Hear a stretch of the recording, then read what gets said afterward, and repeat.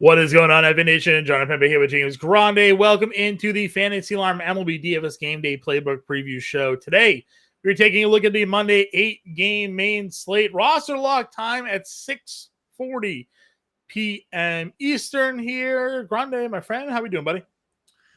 Doing well. Nice little 8-gamer to kick us off, including some Coors Field action. So, Yep. Factor that one in. Some very good pitching atop the list. Pretty tough spots for some of these pitchers, but some very good arms. Obviously, Coors will factor in. So, pretty exciting. Maybe a little weather here. If you Some look weather. at DraftKings, they give you that little weather symbol emoji there. Milwaukee, Philadelphia, New York, Washington, maybe dealing with a little wet weather there on a Monday. So we'll see how that all Wow, that was so Boston of you. Wet weather, kid. Weather. I mean, I know, like, obviously, yes, that is like you, but every once in a while, certain words really bring it out, and that was it. How about the top? Oh my god! Oh my god! Is it? You just like turn it on and turn it off? I'm just doing it on purpose now. It's like a faucet. Yeah. Like faucet. Turn on the faucet. We got Zach Wheeler here against the Milwaukee Brewers. He's $10,700. We got Tarek Skubal against the Texas Rangers. Nathan Eovaldi on the mound against him. He's $10,500. Grayson Rodriguez, $9,400. Mackenzie Gore at $9K. Your top four priced starting pitchers on this slate, as you mentioned. Some tough matchups there for Wheeler and Skubal. If you are looking to spend up, again, only 8 games, so let's just give an overall overview here. Like, where are you going when it comes to pitching on this slate? Like, I know Skubal's in a tough spot. It really hasn't mattered this year for him outside of like one start. Yeah. This year against Kansas City. And even in that start, like, it wasn't terrible. At 10 fantasy points is not great, but like, he really, I mean, limiting the damage has been the name of the game all year. So he's only failed to get to at least 20 fantasy points twice in 11 starts. Averaging 25 fantasy points per game. Again, it's not an easy spot, but the strikeout appeal of Tarek Skubal, the win equity of Tarek Skubal, 7 wins in 11 games, going deep into games. It's really hard for me not to start there. Obviously, like, Wheeler's appealing too with how well he's pitched in the last 3 games. Yeah. And honestly, much like Skubal, one bad game for Zach Wheeler this year, 15 fantasy. Outside of the -5 against the Marlins, his next lowest output was 15 fantasy points. Like, a lot of big fantasy scores, including 38 fantasy points, nearly 39 against San Francisco. So, like, there's a ceiling. It's a tough spot against the Brewers, but I'd be willing to play either of those guys for sure. Yeah, again, I don't really shy away from elite starting pitchers. Obviously, Milwaukee this year, second highest weighted on base average against right-handed pitching. ISO is coming down a little bit, but that said, they're still 6th in ISO. Batting average-wise, second best batting average against right-handed pitching. So certainly could put Wheeler in a little bit of trouble. Then you have likewise there the Rangers. We know what that offense looks like. Seager obviously really starting to heat up. But against lefties this year, again, sort of to your point, 289 WOBA, not great. Obviously Seager struggled for a lot of this early part of the year. He's just now coming on, so that team maybe will look a little bit different, but only a 117 ISO, 240 batting average against left-handed pitching is 16th, and a 23% strikeout rate's 9th. So certainly could be some spots here for Skubal at 10-5 if you were to go in that direction. I certainly don't mind looking for a bounce back here from Grayson Rodriguez. He still had 10 strikeouts. He just gave up 4 runs in 6 innings against Boston and got the loss. The strikeout numbers have been elite the last couple of games here, even in good matchups. I know Toronto doesn't strike out a ton. At all. Right. They don't strike out a ton. They don't strike out at all. But, we talk a lot of times about like high strikeout pitchers. All that really does means is, like, sure, their ceiling might not be high, but it does raise the floor expectations a little bit. We ran into that today with Cole Reagans going up against the Padres. They had like the lowest strikeout rate in baseball against lefties, and Reagan still went out there and hit the over on a strikeout prop today. So, Grayson Rodriguez could go out there and strike out 6 against the Blue Jays and get you the fantasy points. Mackenzie Gore, a 9K. Verlander against St. Louis, which is kind of an appealing matchup, I think, for me, going up against the Cards there. I do like Evaldi on the other side of that matchup at $7,600 going up against Detroit. And then we have the knuckleballer, Matt Waldron. Obviously, he has been, liked out for the last handful of starts, and I would expect on a smaller slate like this, many people looking to go in that direction. Yeah, Gore's a little bit interesting. The other day when we did the show, I had talked about, I think it was Montgomery against the Mets. The Mets do have, I know they don't necessarily rank out too well against left-handed pitching this year, but they do have historically good left-handed hitting players. You also factor in that they started the year without JD Martinez in their lineup. He's been great against lefties, and Lindor hasn't really hit until Vientos. Vientos wasn't called up, so a little misleading. I mean, they're league average in terms of OPS against left-handed pitching this year. There's the last 2 weeks on them, right? I don't know if you have the numbers in front of you. They're 4th in WOBA the last 2 weeks since left-handed pitching, 375, 236 ISOs, 4th best. Batting average sitting there at 283, 5th best. Just a 20% strikeout rate. So obviously, you kind of factor in getting Vientos, getting JD Martinez, like you mentioned, some of their other guys starting to come back around. And they've been pretty elite against lefties here of late. Yeah, so I love Mackenzie Gore. I think he's a very good pitcher. I think, there was a reason why he was headlining a trade that included Juan Soto, right? We thought he would be this guy, and he has been. Yep. It just doesn't. If you want to get there in tournaments, by all means, do it. I do like Verlander more, though. I think Verlander is another guy coming. Dude, he looks great. In 3 of his last 4 starts. You mentioned the numbers for Milwaukee against right-handed pitching. And he did in the other 3 spots. Was there a tee set up for him to hit off here? Possibly. I mean, Seattle, great pitcher's park and high strikeout offense. Yeah. Oakland, great pitcher's park, high strikeout offense. Detroit can't hit right-handed pitching. So the strikeouts have been elite. The fantasy output's been elite. Houston's offense has obviously been better. In 2 of those 3 games, he's had a lot of run support. So I think Verlander, if you're not going to Skubal, would probably be my top spend, especially when you're starting to factor in we have cores. So there's expensive bats that you're going to have to get to. If you can't afford Skubal plus cores, I think Verlander plus cores is a pretty solid consolation. Yeah, and to the strikeout point here, St. Louis on the year, 24.5% strikeouts against right-handed pitching. That is the 5th highest mark in baseball. Overall, they're not terrible. They're 11th in batting average. In terms of ISO, they're in the middle of the pack there as well. Weighted on base, they're 12th. So, high strikeout rate, middle of the pack, everything else offensively. Verlander really rolling. You get him at home here. Some good win equity likely there at $8,800. Where are you with the value tier? Again, Evaldi and Waldron. Evaldi came back, started only 3 innings in that game. Do you think he gets more of a leash this go around? I mean, he was up over 190 pitches prior to the IL activation there. And then obviously Waldron's been ridiculous. Yeah, I wonder. So Evaldi did not have a rehab, right? So he just returned, and I know it was just a groin strain. But it is worth mentioning. I don't know if it had to do with, he got hit up in those 3 innings. I mean, there's traffic. Yeah. But obviously that's something that we're going to have to find out pre the start. Because why wouldn't you just play Waldron if there was any type of limitation on Evaldi going into this start? I've seen comments about Waldron's knuckleball being the best people have ever seen. And it looks good. Shout out to the Pitching Ninja anytime he posts it, because it's obviously the Pitching Ninja does an amazing job at Is it David Fletcher level, or is it Whoa. This isn't a gambling podcast, John. That we're just speculation. Right. It's not confirmed. I'd say Waldron and another team in the Angels who don't hit right-handed pitching. They've struggled all year long. They have elite numbers against lefties. They do not do the same against righties.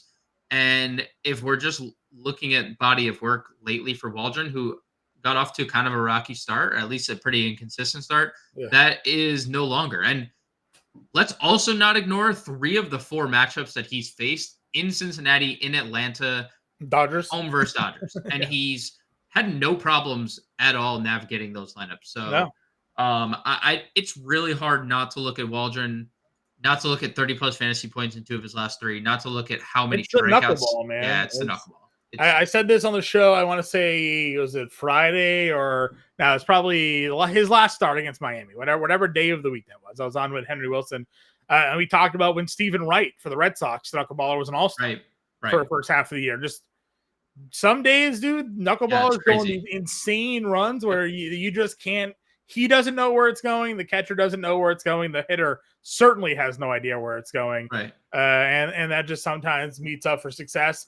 Other times it means 6 home runs, right? So, like, ride out this streak as long as you can, because there will be a day where it comes back to him. But right now, for sure, just some elite numbers at a price point on a slate like this that just, they're not really doing much against. Anybody else, any lower? I mean, do you have any interest in a McGill and Abbott against Colorado? Not going to go Gibson or anything like that below. I don't know. Any thoughts here? Yeah, I mean, I think Tyler McGill is a little interesting because I don't know what the updated status of CJ Abrams was, but he was scratched before Sunday's game. Yeah. And he was scratched the day before that, the game before that too, or out the game before that too, maybe. So he has a left shoulder that apparently didn't respond well, according to Mark Zuckerman. Mark Zuckerman didn't invent Facebook. It's in his bio. No, that's Zuckerberg. Yeah, he writes for the Washington Nationals, but this guy did not invent Facebook. He confirms it. But if there's no Abrams, I mean, this is already a team. When you look at the numbers against right-handed pitching, they're 24th in OPS, and to something that we talk about a lot with Washington over the years is like they don't strike out. I mean, 22% strikeout rate is higher than normal. I mean, that's a higher than normal strikeout rate for Washington. And if there's no Abrams, obviously that lineup is just, I mean, you look at the Washington lineup in general, it's Abrams, it's Lane Thomas, and then you're like, oh, well, Jesse Winker's been fine, but it's Jesse Winker, and Luis Garcia's been very up and down. And so, and Joey Gallo, John, was leading off today on Sunday. So, I think it's worth mentioning. McGill's coming off. I mean, it's his best start ever. 3 hits over 7 innings against the Dodgers. So, 7,200. And we've always talked about his strikeout upside. Like, he's a strikeout pitcher. So. Yep. And to be fair, this doesn't obviously correlate, but if we are interested in Mets at all, because Mackenzie Gore and how they are good, I mean, there could be win equity that maybe surface level you don't necessarily think of. And this isn't your last year's Washington Nationals. I know we talk a lot about them not striking out, which is still relatively true. Like, they're not one of the highest strikeout teams in the league. Last year they were like 17% strikeout. This year they're still like 22, right? So like that's a decent, that's a doable strikeout number, from what they compared to last year, where you just could not expect strikeouts against that team. They were putting every ball in play. It's a nightmare for opposing pitchers. So that's a look at the starting pitcher group here. We'll move on over to the catcher position. Again, we obviously don't have starting lineups, so we're just speculating who will be in and who would be out. I do like Campusano against lefties. There's Anderson there at $3,700. Yanier Diaz is not this bad. Kyle Gibson has been a punching bag for us. He's $3,500. Just some value options. What are you looking at here? Yeah, I mean, if we're looking at value, Patrick Bailey, 32. He hits in the middle of their he's hitting third. Yeah. And if he's not hitting third, he's hitting like fourth. So Patrick Bailey still hitting 300 on the year. He's been even better over his last 10 games. That would probably be my first plug. Ryan Nelson has been atrocious. Yes. So that would be my first option. Kybert is going to be a staple for me. Another one you mentioned, Yanier Diaz wasn't that bad. Neither is Kybert Ruiz, who is found his stroke. I know he's hitting, again, a little skid after like a really hot stretch, but still over his last 10 games, 344, 871 OPS. Those would be the two. Thomas Nido had a big day the other day for the Mets, if you want to go there. Sure. And then I've said this for years when he was on the Yankees. Kyle Higashioka only versus lefties. And Higashioka now with the Padres gets a matchup against Tyler Anderson. That would be him or Ken Bisano, whoever's in the lineup, we're kind of in on there for sure. First base. Again, 8-game slate here. Harper against Bryce Wilson's your top guy there at $6,100. And then it's the course plays, right? You have Steer against Feltner. You have Candelario on this slate against Feltner. Both of those guys are there. Chris Bryant, I know he's been terrible against the Abbott matchup. If you're looking to stack cores, you certainly can go with any one of those plays there. Bryant's been a little better. Yeah. A little. I preface a little. I preface very little bit. Got one on MVP and just was terrible ever since. Yeah, he did. He did get. He made a lot of money. Salute to him. Yeah, I mean, obviously, Cincinnati against right-handed pitching is something that we do have to factor in. I'm not plugging Feltner in, but they are a pretty bad offense against righties, so I'm going to definitely do my due diligence on the Reds, depending on who's in the lineup. I'd say their numbers look this bad because of all the injuries they've gone through. Considering every single one of their starting infield has hit the IL at this point, and so has most of their outfield as well, except De La Cruz, obviously. So Steer's fine. 5,900 for Spencer Steer against a righty. We know Spencer Steer is the guy that hits lefties well. I'm not totally sold on that matchup, but if you want to, obviously, if you're just deliriously just screw it, don't care, just playing cores. I mean, that's obviously a route. You can play Christian Walker. He's maybe the only Arizona Diamondback doing anything lately. Yeah. I know a couple of them had good weekends. 4-1-0 for Torkelson, sent down to AAA today.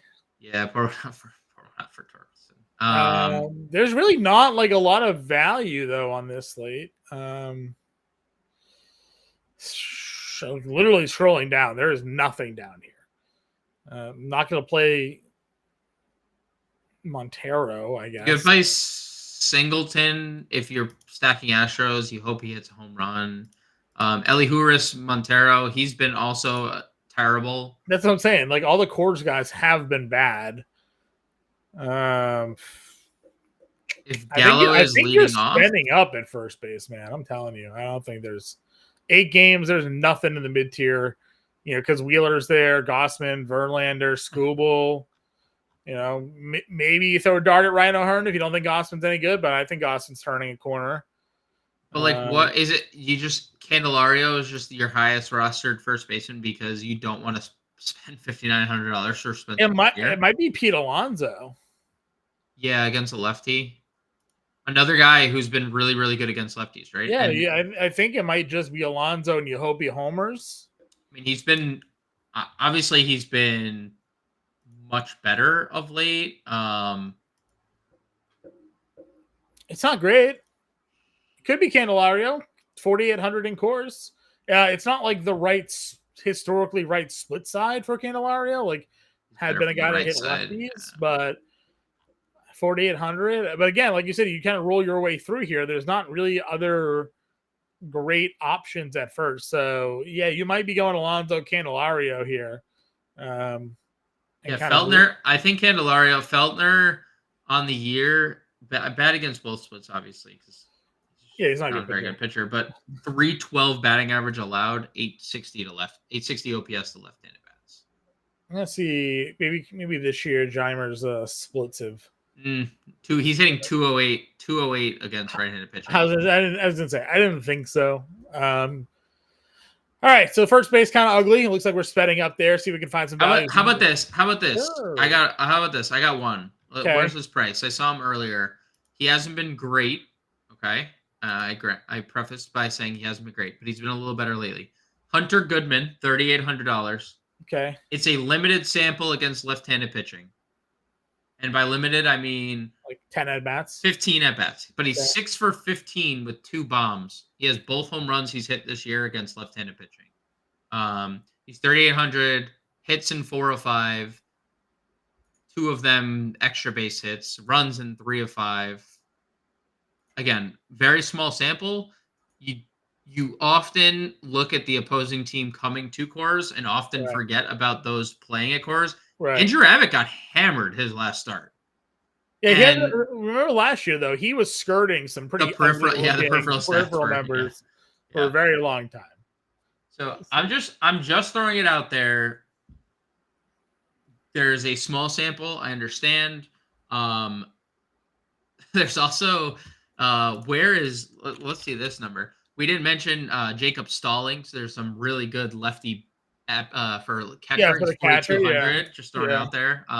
So I don't know, maybe some cheap Rockies because there is a case to be made to play guys. Where is Stallings? He's not catcher. Where is he's 42? Okay, He's 42. Okay, too expensive because his score, like it's too expensive. But if you're playing Rockies, like I don't know. I mean, a good win. We'll talk Tovar here. Yes, we will. Moment, so. Yes, we will.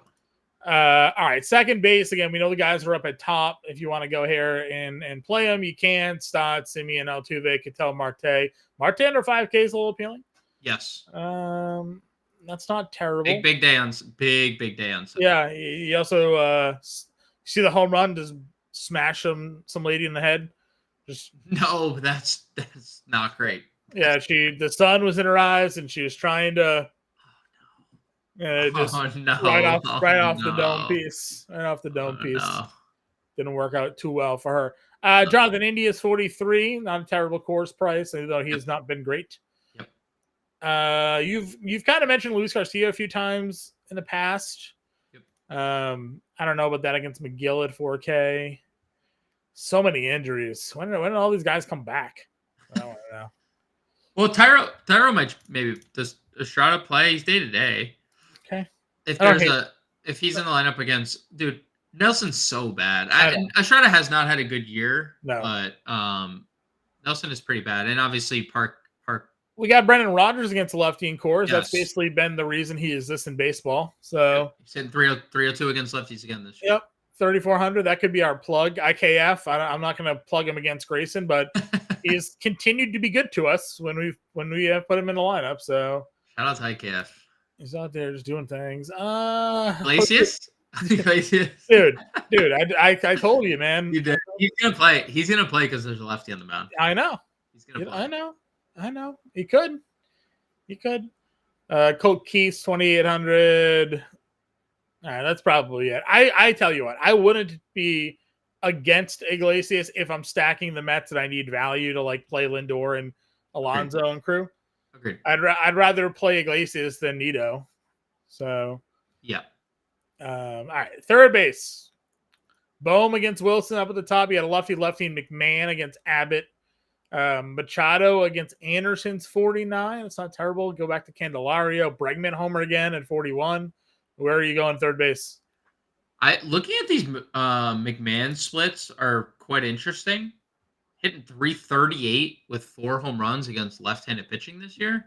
So McMahon and Coors, I'm talking myself into the Rockies here, especially if their best player is going to hit 340 against lefties. Well, screw it. Yeah, their best player somehow also hits 250 at home. I mean, that doesn't make any sense. But like, you have to assume there's some positive regression.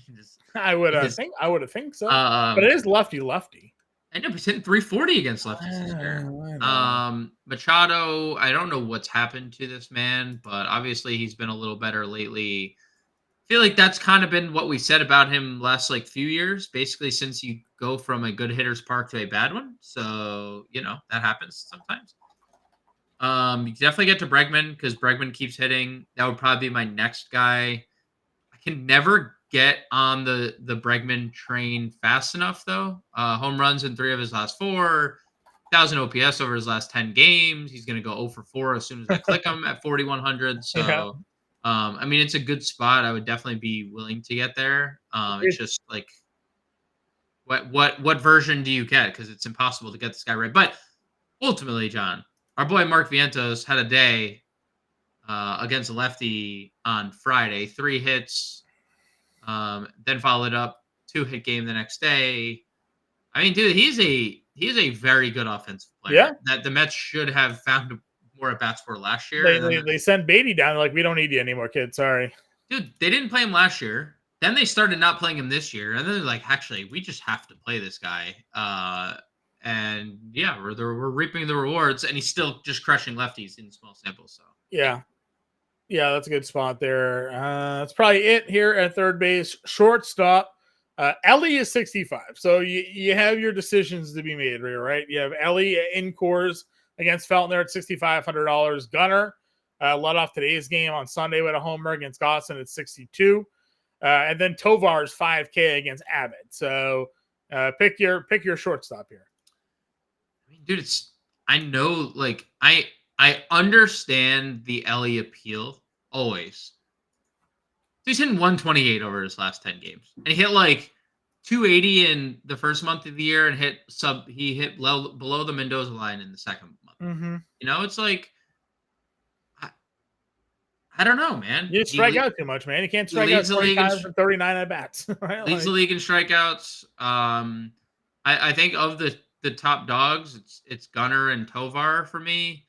I don't mind Ellie, but I think he's going to be grossly over rostered. Yeah. And like, why would I not take the discount on Gossman? Why would I not play Tovar on the flip side, who's scorching baseballs, hitting over 400 his last 10 games? Mm-hmm. Why would I not play Francisco Lindor torching baseballs and gets a lefty? And we've talked about it. Like, he went 4 for 4, and then the night after, the day we did the podcast, they scored 10 runs against Montgomery and company, and he was 2 for 4, double, RBI, walk, run, stolen base. And you're like, oh, right, that guy hits lefties all the time. So I think there's 3 really, really good options, 4,600 and up. Yeah, the only comment I'll make on Elliott is actually at least the correct split side for him. Right. Like he does not hit left-handed pitching at all. You and I would have a better shot going up to the plate with a bat against lefty.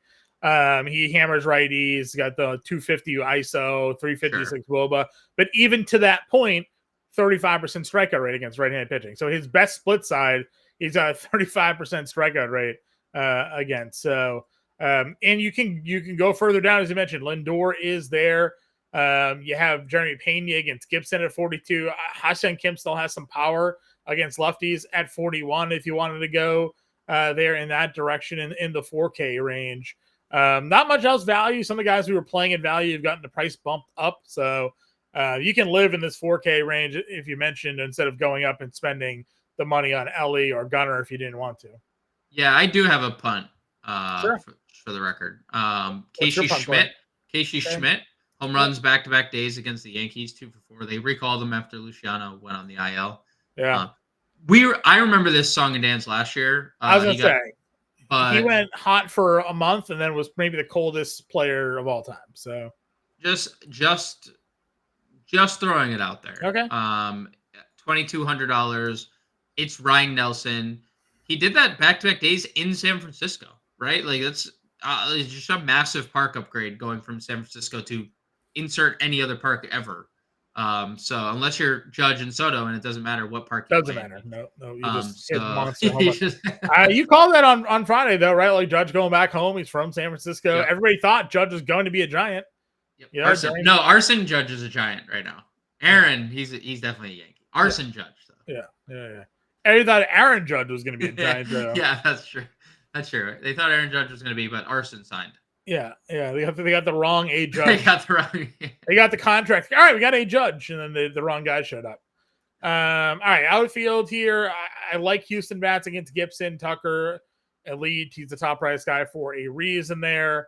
You can go again. Most guys here are fine. You get the Coors Field bump though. You got Friedel and Fraley, both lefties against Feltner, whoever's in the lineup there. If you want to spend $5K on them, you certainly can. What are your thoughts of the top spends at the outfield position? Dude, I'm kind of interested in like Schwarbs too amongst that mix, because I really like Philly in the spot against Bryce Wilson. Lefty's hammering him. I know it's a small sample, but lefty's hitting 299 with a 940 OPS this year. We know what Schwarber does when he can get going, and he's in the middle of like a good little stretch here. Gets on base every game. He'll never get you a goose egg. He is on base every freaking game. Also, salute to Kyle Schwarber for a 239 average. That's like 60 points higher than I expected it to be when I looked at it. So I would agree with you. Yeah, I thought he was going to hit 180 this year. So 180, and you know what? Like 11 home runs. We're gonna go through a stretch where he's like 7 home runs in 4 games. You're like, oh, yeah, yeah, we're in that time of the month. So amongst the guys, Tucker, great. But Jordan being 51, given how hot he's been, feels cheap. yeah, he's been way better than Tucker too. Way Yeah. better than Tucker lately. All right, and this is a guy that was $500-$600 more expensive, up over $6K at times this year. Now you're getting him at 51, 35 fantasy points a couple games ago, double homers. So I definitely like Jordan there. Mentioned obviously the Reds guys, mid tier options for you. What are you looking at? In the mid tier, I mean, you Does could definitely Corbin Carroll ever get it going? I mean, we got Spencer Howard on the mound. Like that is, dude, the whole team got it going, and then Corbin Carroll was just like, I kind of do something this weekend. I don't know, 4,400 again, great price. You know what Spencer Howard is. It's fine. Okay. Same thing can be said for Will Benson. He's another guy that like everyone was so excited for, and he's just kind of been a dud. After he got off to a really good start to the a lot of year. strikeouts, man. You can't strike out at that much in the major league level and hang around too long. So like of the Rockies outfielders, Brenton Doyle has slowed after like a really, really good start. Obviously if he gets on, he's gonna run. It's just about getting on. Sure. But he is definitely a beneficiary of the home road splits. 924 OPS at home, 581 on the road. Like, you want to talk about a guy that you just only play when you get him in Coors Field? That's Brenton Doyle. Swinging uppercuts, Brenton Doyle there in Coors. Jock Peterson there at 42. Jerkson Profile at 42 as well. Both of them in good spots. Brandon Marsh is 41. Get that lefty Philly bat against Bryce Wilson.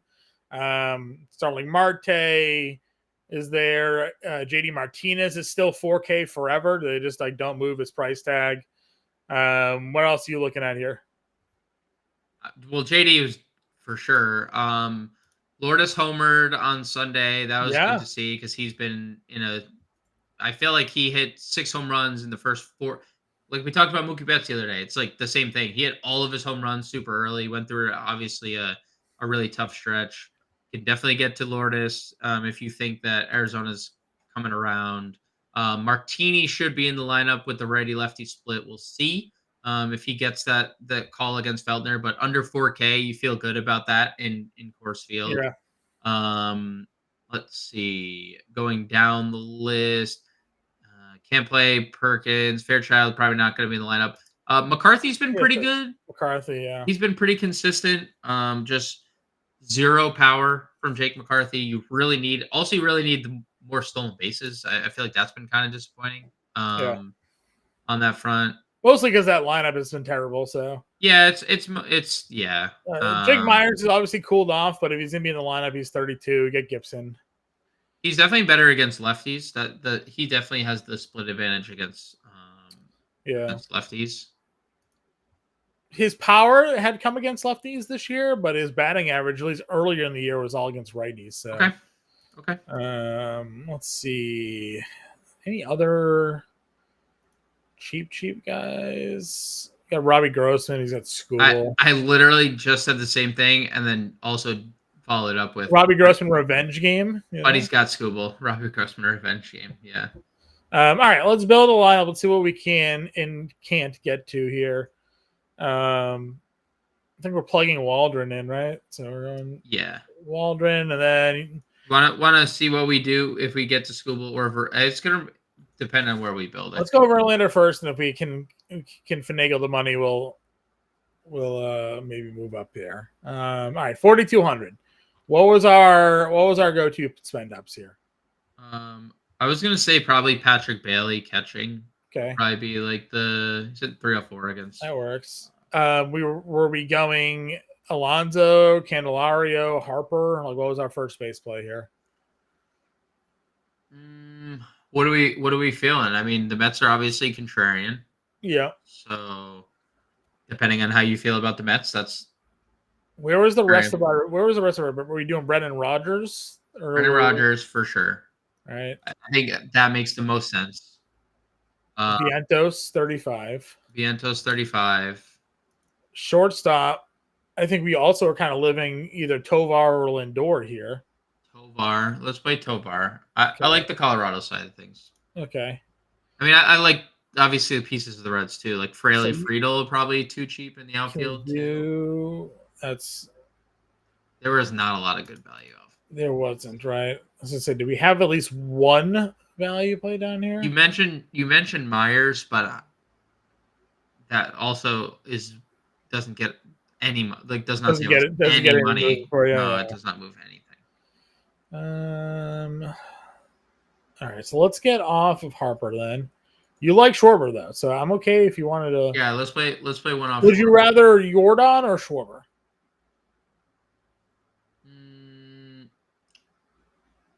I mean, they're like both multiple home run upside plays. So you save $600. We can do neither and play like Fraley or Friedel.